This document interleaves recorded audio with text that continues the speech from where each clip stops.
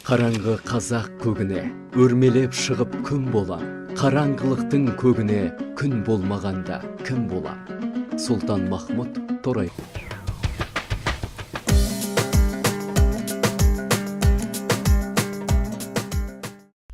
Елбасы Нұрсұлтан Әбішұлы Назарбаевтың болашаққа бағдар рухани жаңғыру мақаласын жүзеге асыру мақсатында өрлеу біліктілікті арттыру ұлттық орталығы акционерлік қоғамының филиалы Ақтөбе облысы бойынша педагогикалық қызметкерлердің біліктілігін арттыру институтының кітапханасында республикалық бір ел бір кітап акциясы қарсаңында ұлы даланың ұлы перзенті атты ақын ағартушы Сұлтанмахмұт Торайғыровтың шығармашылығына арналған апталық өткізілді. Ғасырлар тереңінен маржан терген тақырыбындағы Ақтөбе облыстық Сағи Жиенбаев атындағы жасөспірімдер кітапханасымен бірлесіп кітап көрмесінің шеруі ұйымдастырылды.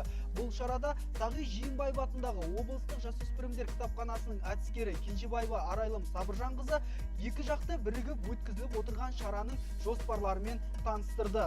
Институтымыздың кітапханашысы Назарбаева Ырысбике Құсайынқызы апталықтағы өткізілетін негізгі іс-шаралардың маңыздылығына тоқталып, белсенді қатысуға шақырды.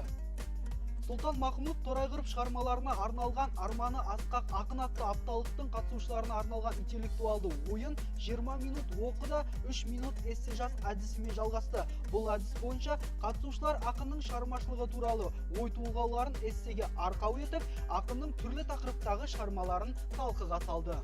Жетекші маман Түменбаев Шыңғысхан Берікұлы Сұлтанмахмұт Торайғыровтың өнегелі афоризмдерінің мағынасына жіті мән беріп, осы орайда өзіндік түйген ой толғамын жеткізді.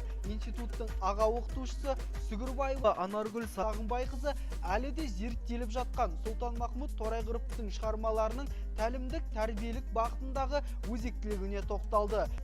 Апталықтың соңғы күні әдебиет айдынындағы жарық жұлдыз атты әдеби панораманы ұйымдастырумен аяқталды.